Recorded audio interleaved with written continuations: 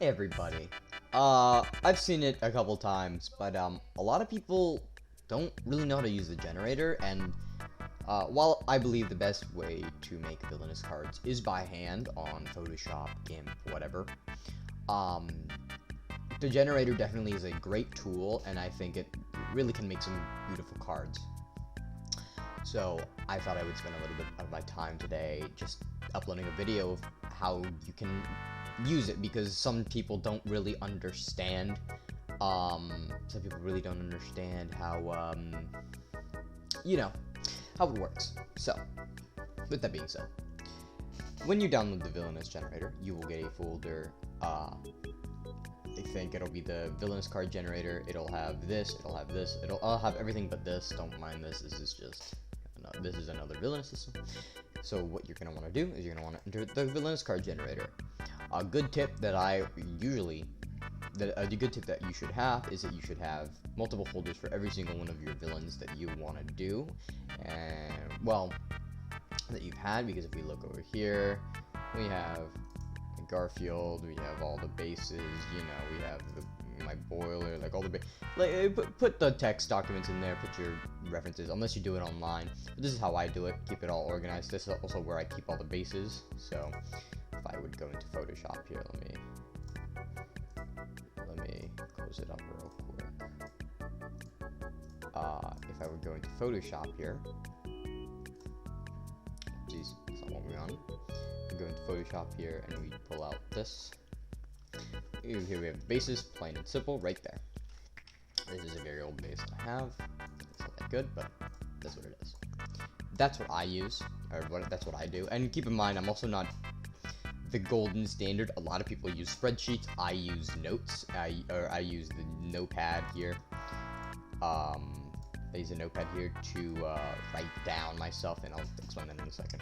So when you open the Villainous card generator v33_datum, you'll get exports, images, layouts, text files. This is what you care about. Managed and resources are just for the generator itself, and it doesn't actually do anything for your generator. Exports, well, be where your exports are, your completed cards. So we have Open Reagan here, Paper Crown, all your cards. And I like to put miscellaneous stuff here to keep it organized, because I know I'm going to be exporting from this folder anyway. So I have my guide here. I don't mind this. I have my card back here. It's a lot easier to export for me because I don't use the deck format. A lot of people do, and I suggest you use the deck format. That's not this video. This video will not explain that. I suggest you use the deck format, though, of TTS. It is a lot easier, and it is a lot less to load. I'm just lazy and stupid and dumb. Here's your exports. We go back. These are your images for your cards. Obvious. Note that you're gonna want to keep the image name the same as the card. For our purposes here, we're going to be pulling out. We're going to be making a card that I've already made for Garfield. It is going to be on the thumbnail here, catatonic. So this is what the image name. Keep the image. I'm gonna pull out the export here so I don't have to delete it. So this is what we want the card to look like. So let's go to layout. Layout is one of the most important things. The card generator, how it works is it puts text above your layouts. These three things, your bottom right, your strength, and your right element, don't worry about them. They do not need to be replaced, as nothing special, unless you make it special like this, will be ever put here. The bottom right element and the top right element are up to your volition, but I think for a good amount of villains, it doesn't do anything. So what we do is here we go to Garfield.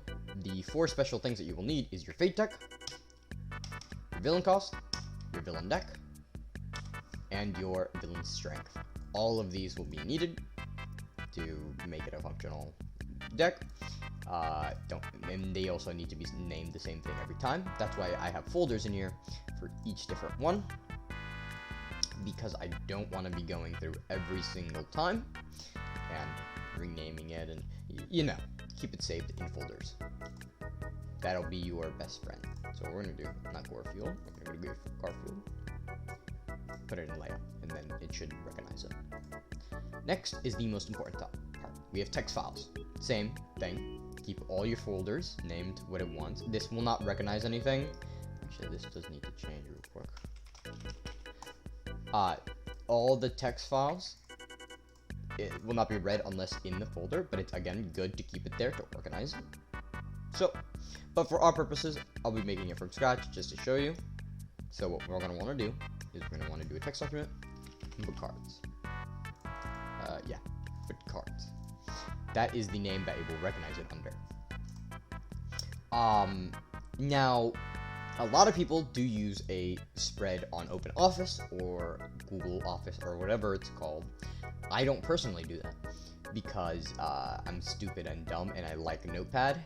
So, the main way I do my things is when I start a new one, I obviously don't know any of the spaces. So what I do, so let's go double king, we take top one of Beetle, we control C that, go here, we control V, add all my stuff here, and then we can just start writing it.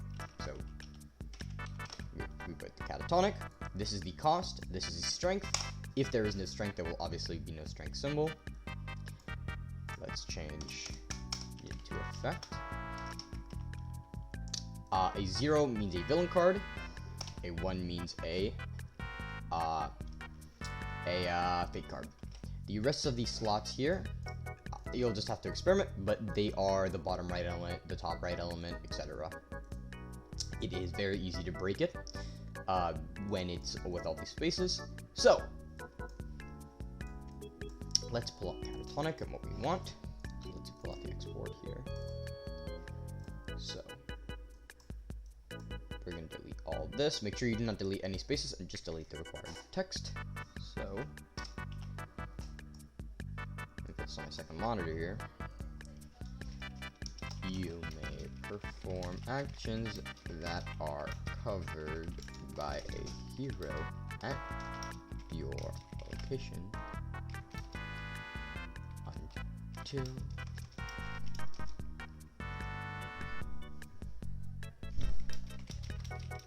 your next turn.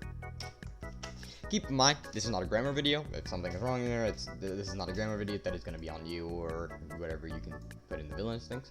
Anyway, so here we have our text, and once you have that, this will contain all your cards. So once you make a card, just go to the farthest one or whatever.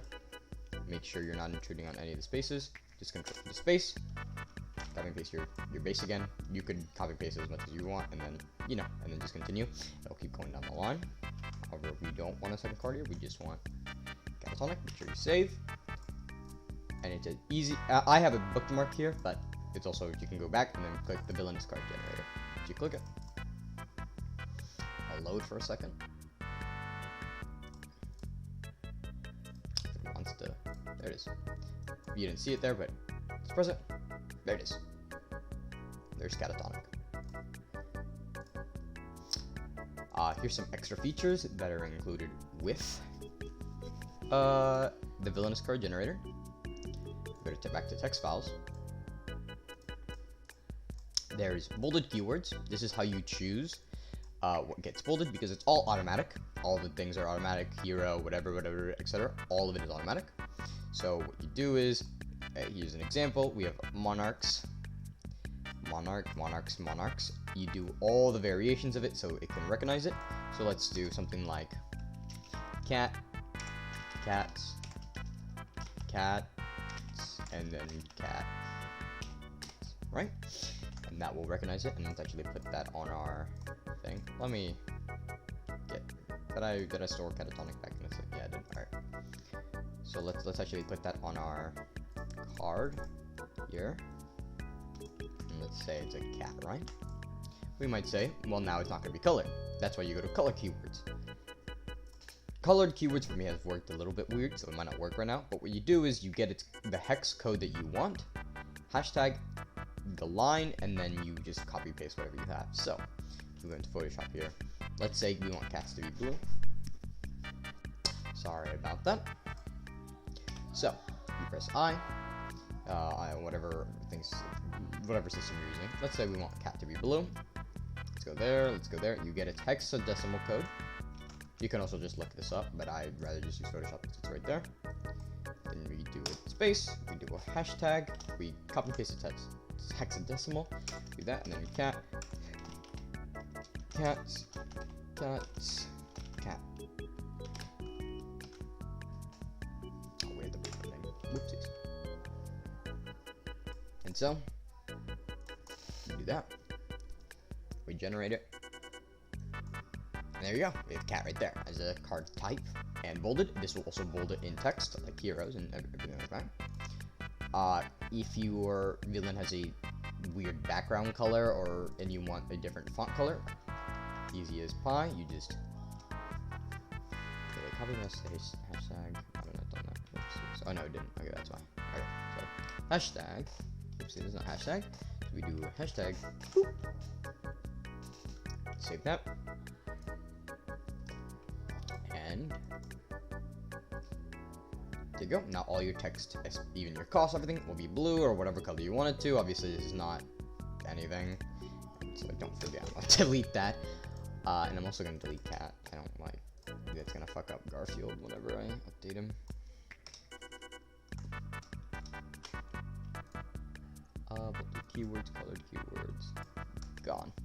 Also, if it's not bolded, it'll still be colored. So if you want something to be colored when I bolded, there you go. I don't know why you would, whatever. This is italic. You just put it in, and then the line. I think you just do a new section, new space, and whatever, and that'll make it italic. I don't think most of the time you'll be doing anything. It'll just be no additional ability, and that's pretty much it. So if I put, on our card,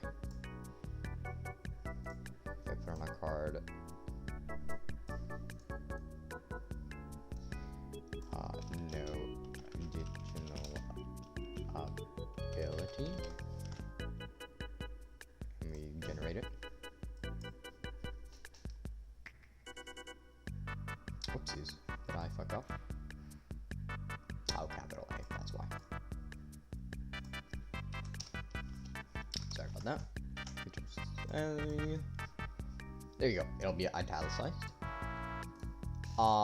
And I don't specifically remember what this is. This will just be on your own adventure of the document. And then this is the paragraph keywords. I don't know what that is either. I think that might be to insert stuff in the middle of a paragraph or something. But that's pretty much how that's the basics at least of the generator. I'm gonna delete this version of catatonic. Cursed. Fam Squadron. Let's go here. Let's put this back into Garfield. And that's pretty much it.